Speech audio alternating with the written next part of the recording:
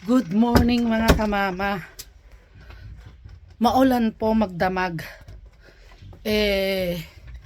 May umusap po sa kapapa natin na magpuputol po ng kapunuan. Yung sa kaprend po natin. Kasi ipinapakat po ni Kuya Mike yung kanya mga puno para malinis daw yung kanyang kapaligiran. So puntahan natin. So ayun. Nalate tayo ng gising mga kamama. Mukhang may naririnig na ako. Nagpuputol na yata nga si Kapapa. Naririnig ko na po. Maulan po, basa yung puno. Kaya lang, sabi po ni Kapapa, okay lang daw yun. Wag lang masyadong malakas. Kasi lagari naman po yung ginagamit niya. Digas po, hindi naman po di kuryente. May dala po akong kape. Kapitbahay ko lang po to. Si Ate Mayra nga. Kasi nga, ito po yung nabili nilang bahay. Ipapakita ko po yung kanyang mga ipapuputol. So ayan, ito po yung bahay. Bali yung pong mga nakalawit na yan, lalong lalo na doon sa bubong ng bahay. Pag humangin at na putol yung sanga, masisira po yung bubong. Pero hindi po lalahatin ito. Yun lang pong mga nakahapay sa bubong. At ayan yung mga excess na yan. Aalisin niya. Nakita nyo yan? Bush. Masukal. Gusto po ni Kuya Mike, aalisin niya mga nakaharang na yan para diretsuhan po doon sa likod niya. Yan o. Yan. Bale yan po. Yung mga nakabarang yan, lilinisin. Yan. Ikakat po yan ni Kapapa. Yan. Yung mga nakalawit na yan. Tsaka yung pong isang malaking puno dito. Akala po nila hindi matutuloy dahil umuulan. Kaso tumigil po yung ulan. Kaya sabi ni Kapapa matutuloy daw po. So ayan, tingnan natin dito. Yun si Kapapa, wala pa si Kuya Mike. Kumuha ng trailer sa sa boss niya. Yun o, ito pala yung binunot ni Kuya Mike na mga prutas. Yan o, nakita nyo, napakasukan. Yan. Yun po yung gusto ni Kuya Mike diretsuhan dito. Sa garage niya, sa likod. Yan ang kanyang lilinisin. Para malinis po. Gusto po ni Kuya Mike malinis yung paligid. So, tingnan natin si Kapapa. Yun, nandito na yung trailer. Dala niya na. Pero may dala din si Kuya Mike trailer. Ayun, nagsimula na pala si Kapapa, oh. Hi, Kapapa. Nagsisimula na po siya. Nakapakalaki po ng puno. Yan o. Napakalaki ng puno. Gusto po ni Kuya Mike malinis.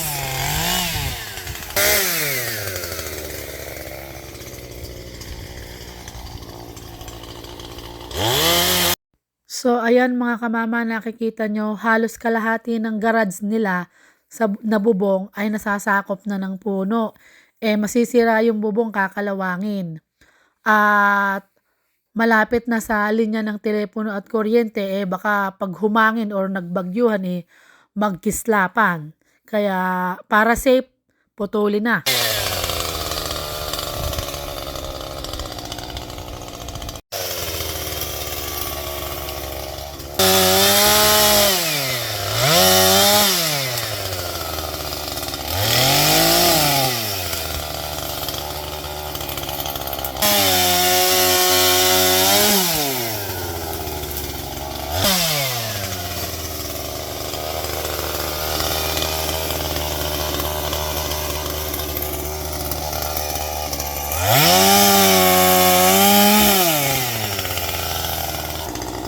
So yan lahat po puputulin ni Kapapa.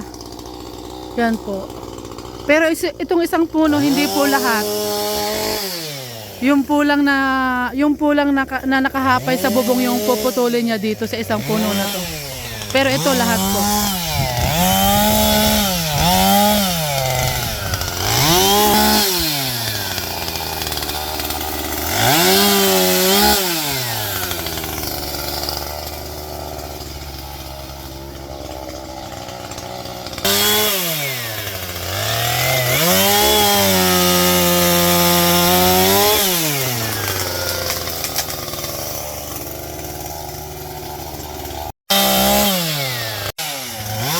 Bale, maganda po ito pagka wala pong mga puno-puno na mga nakabalabal sa gilid.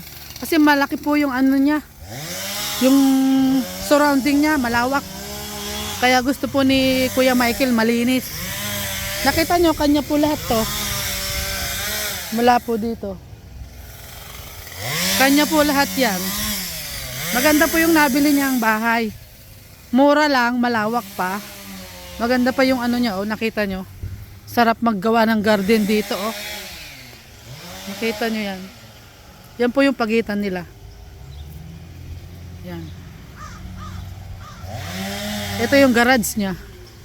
May isang shed. Yun, oh. Yun na, si Kuya Michael dumating na. Ang laki pala ng lagayan. Papa, yan. Ang laki pala ng lagayan. Maganda. Ito na po yung may-ari ng bahay kasi humiram po siya ng truck sa boss niya. Ang laki, tamang-tama pala. Ang laki ng lagayan. Truck ito, truck ng tubo ito sa atin, ha. Truck ng tubo, ang laki. Backup lang, backup. Oo. Napakalaki pala yan. Tamang-tama lang yan. Tamang-tama. Kasi madami. Marami yan. Oo, hanggang doon pa.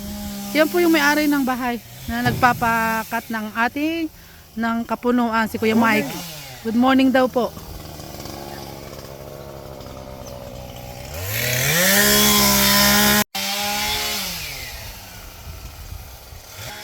So kaya tatanim ni Kuya Michael ito. Kuya Michael, magkano bili mo dito? Kulang na yung dollar. Oh, ang isang piraso o lahat na? Isa. Saan mo ilalagay yan? Doon sa may hindi tinubuan doon. Oh, yung panot. Ah, okay. Oo.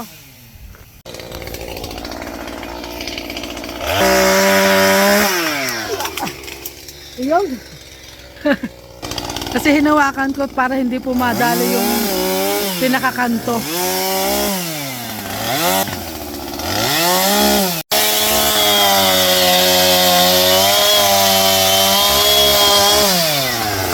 Boom!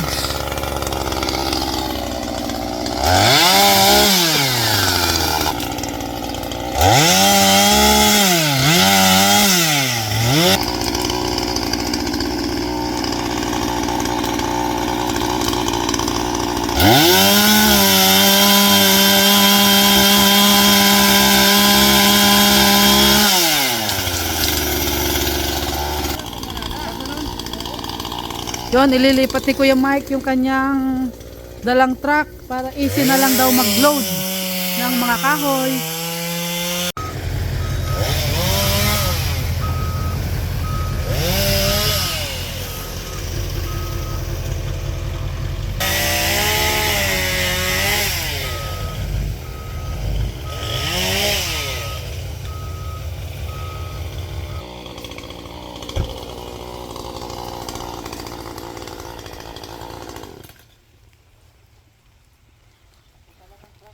Oo, sabi ko, kahit ito na lang gamitin natin. Oo, yan ano.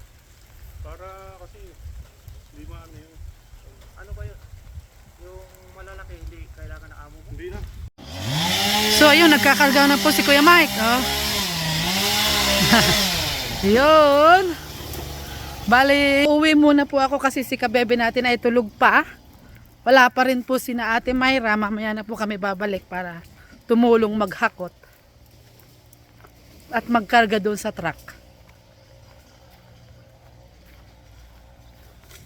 Magandang umaga po.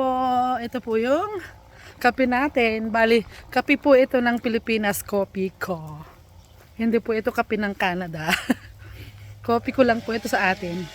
Alin kaya yung aalagyan ni Kuya Mike dito na panot daw? Hindi. Yung side na to. O baka ito nga para magandang tingnan. May panot daw eh. Ay, dito siguro. Yun. Ito siguro ilalagay niya. Kaya bumili siya. Noon, yun o, bumili siya. Uwi muna ako. Kasi tulog pa yung kabebe. Doon muna silang dalawa ni Kuya Mike at ni Kapapa. Tapos sina Ate Mayra naman eh, wala pa, nagluluto pa daw. Balik na lang tayo pag nandun na sina Ate Mayra natin. Mga kamama. Naulan po, nagkakat pa rin, nagpuputol pa rin po ng puno si Nakapapa. Wag lang daw po sobrang lakas. Bali 20% yung ngayon yung bagsak ng ulan. Pero ba't parang malakas 20%? Baka nagbago na yung percent. So ayan, yung nabili po nilang bahay ay malapit lang sa akin. Walking distance lang po, kaya masaya sila. May kahanggan. Meron silang kahanggan. See, yun, doon lang sila. Oh. Ito lang tayo. Dito lang sa puno na may bato. Na mga orange at yellow. Kaya masaya sila dahil malapit sa akin. Tapos may bahay na sila. Tapos mura lang ang pagkakuha nila. Talagang hindi po sila lugi. Dahil dito po sa Canada, ang magkaroon ka ng sariling bahay ay napakasaya. Nakuha nila sa mura kasi yung may-ari noon katrabaho ni Kuya Michael. Kaya nagkabintahan ng mura. Maswerte na po sila Kuya Michael sa pagkakuha sa pwesto na yon dahil malawak, maganda ang surrounding. Yung bahay naman maayos din. Kaunting repair lang, maganda na. Ngayon nga lang po, maganda na. Pininturahan lang po niya, napakaganda na. Napakaswerte nila sa bahay na yun. So, mamaya po tayo babalik mga kamama. Tulog pang ating kabebe. Kasi ngayon Sabado, medyo ina-overtime ko siya makatulog. Kasi pag may pasok po, sobrang aga niyang gumigising. So, ngayon lang po siya makakabawi ng konti. Mamaya, isasama natin siya doon para makatulong maghakot ng mga kahoy-kahoy. Na tayo mga kamama. Gutong kaunti na to. Baka mabuhay naman. Bigay ko sa napananim. Kasi nga yung kamatis natin hindi masyadong lumaki. Sana umabot naman to. Ang nakarami na sila. Oh, mukhang maliwanag na sa likod. Naku, wala yata dito. Baka nagtatapon. Oy, nagtatapon nga sila. Wala yung truck na malaki. Wala yung truck na malaki. Wala pala sila dito. Aba! Ano tong may basura pa? Ayun, nakadami na nga. Nakatapon na. Nagbiyahe na pala sa tapunan. So, ayan. Lapit-lapit nang matapos tong malaking puno. Pinakuha po tayo ni Kapapa ng tabak. Kasi pamutol, pantulong daw pamutol sa maliliit na sanga. So umakyat na po si Kapapa, madulas ba ang bubong, nakakatakot. Kasi nga po basa. Tapos yung hagdan namin ay wala. May humiram, kaya hindi rin siya nakaakyat ng maayos. Meron naman akong hiniram sa school ko, yung hagdang maliit. Maliit siya. Pero may malaki po naman ako, hindi ko lang nadala. Akala ni Kapapa uubra na yun. Pero okay lang, nakaakyat naman na siya. At nasa bubong na, yun, naririnig ko. Kinuha ko nga to. Mukhang puputol na ulit. Nako! Ang aking kabebe! Yay! Yan po, tinuturoan namin magtrabaho para mabanat ang buto. ng ano siya. Tama-tama yan anak, ikaw ang taga-file dyan, si kuya ang taga-lagay. Papa, nakuha ko na yung tabak. Kabebe, good job! So yan ang kabebe natin. Nang matuto siyang magtrabaho. Ha? Kaya nga. Siya, maipile mo yun sa dulo anak, unti-unti ha. Yun, good job. Kaysa naman aakyat, baba pa si Kuya Michael. Tama, dyan ka lang. Puro pagod ako eh. Kaya nga. So yan. Ba tamang magtrabaho, be. Pwede ba yung hindi matuto? Kailangan lalaki.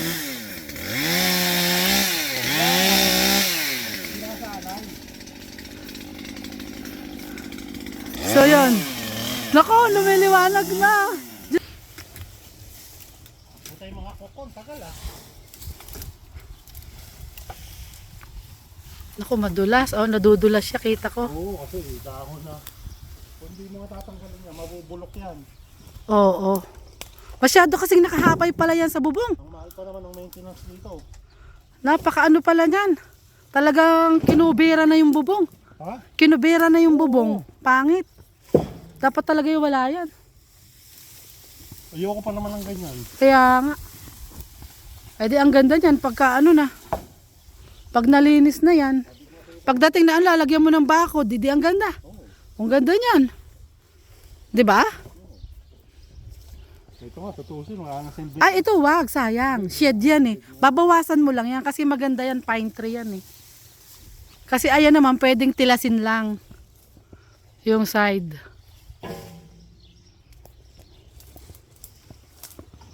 Pero lilinisin mo yung katawan. Tsaka yung side ng bubong. Yan. Makeover na ito. Kaya nga.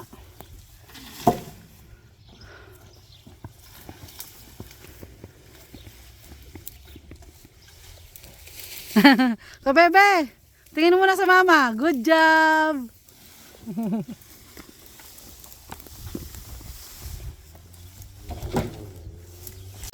Saan ang paleng? Yung sa walang kuryente?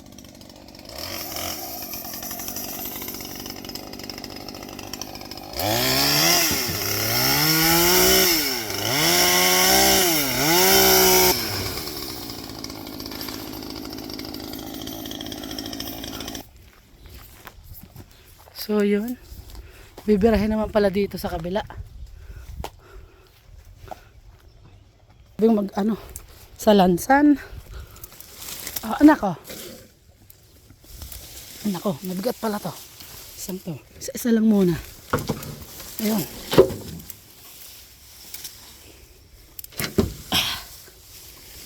Ah. Okay.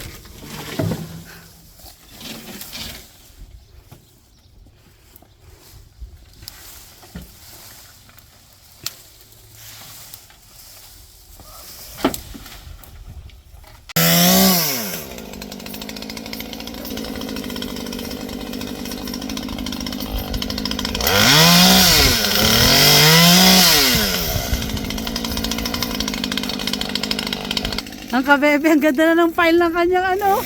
Galing. So, yun.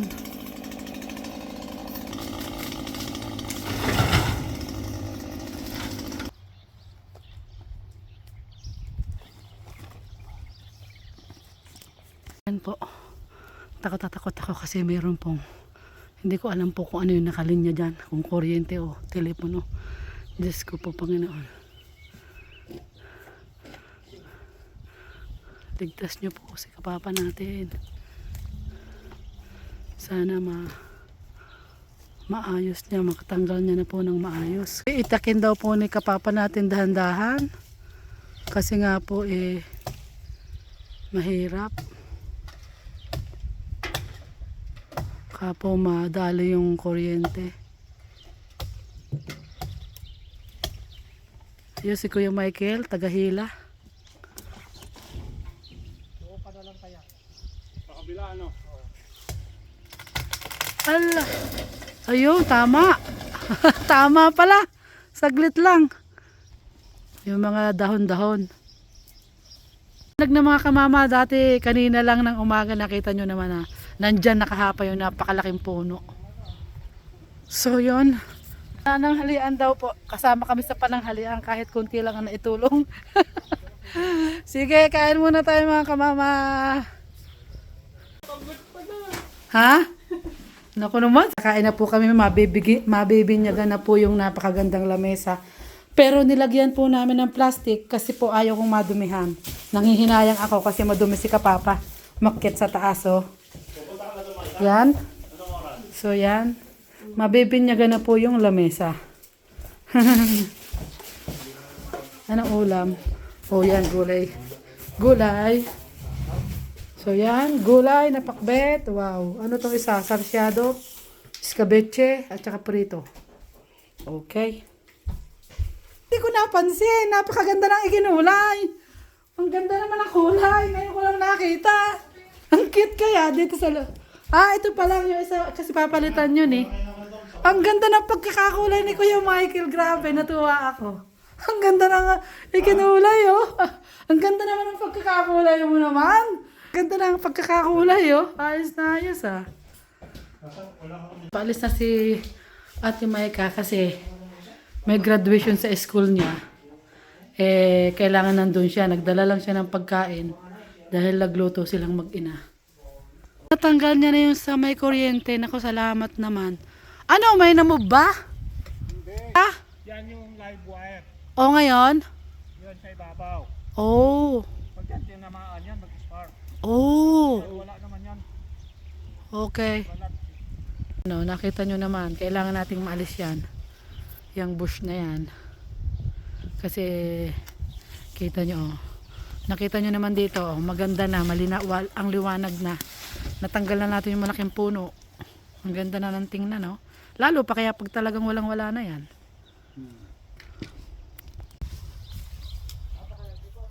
Malamang.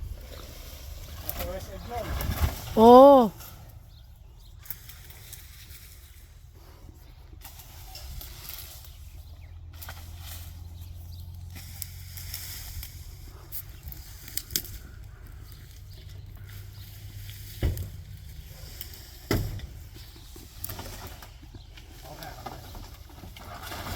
Lumabas na. Wala na yung mga sanga. Lumabas na yung nagpuputol.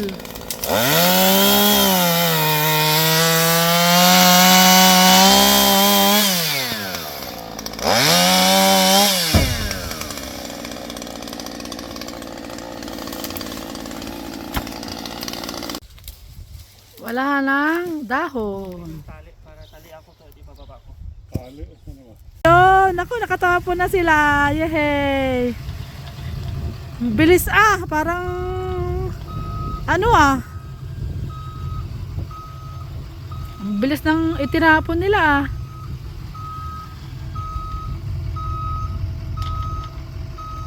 Ano, lagay mo doon?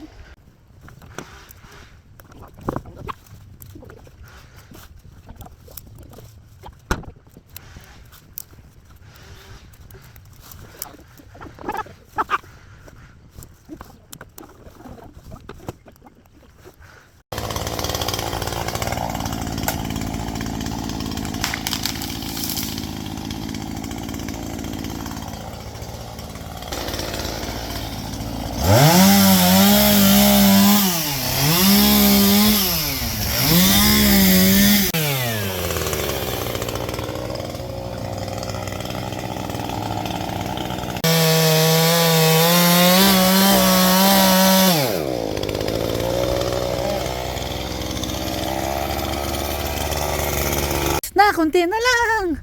Ang cute nung nung nalinis. Kasi nga sobrang sukal. So yun, napakaganda nung nalinis. Maaliwakalas. So ayun, nagkakarga tayo ng gas.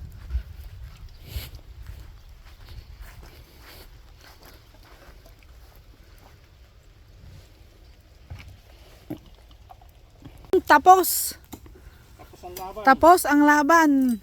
Yan ang mga puno na malalaki. Natilas din. Ang aliwalas na. Tapon na lang po mga kamama at kaunting talas-talas doon sa loob. Yung maliliit na mga excess. Napakalinis. Professional ang dumali, oh. Professional ang tumira ng puno. Anong tawag, Papa? Arborist. O yun, arborist daw, arborist. Arborist daw ang putumira ng kunti na lang po. Yun na lang po. Yung bush para diretsuhan po yung pagpasok doon sa garage. Yung side po dito, hindi na po sa kanila. So hanggang dito lang po tayo magtalas-talas. Tatalasin lang po yung mga excess. At saka yung diretso doon.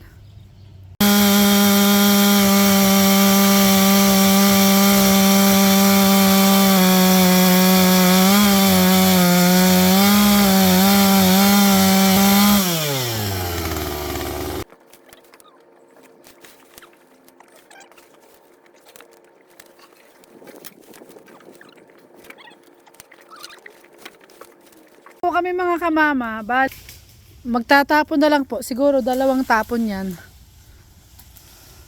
Buti na lang nga, nakahiram si Kuya Michael ng truck sa boss niya.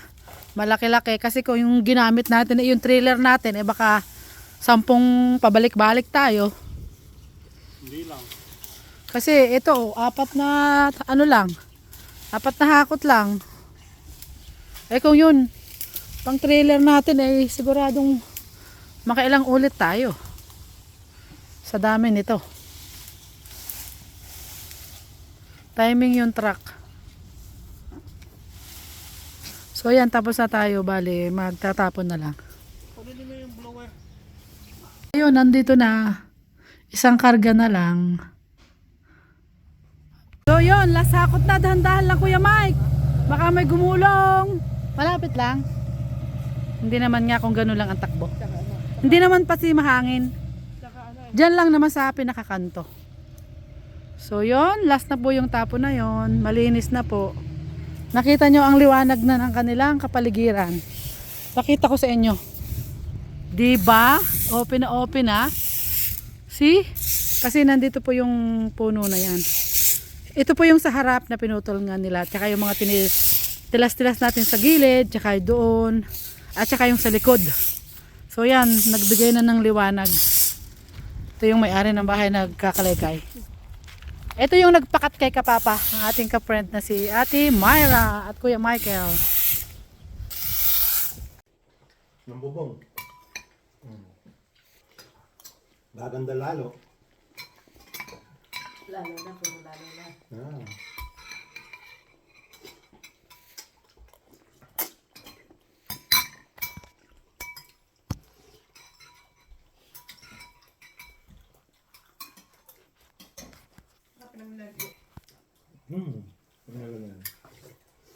Yun mga kamama, tapos na tayong magputol ng puno kina Kuya Michael.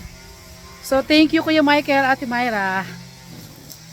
At yun nga, basta salamat, alam nyo na. At yun, thank you mga kamama, thank you for watching. Don't forget to like and subscribe. Bye bye mga kamama. God bless us all.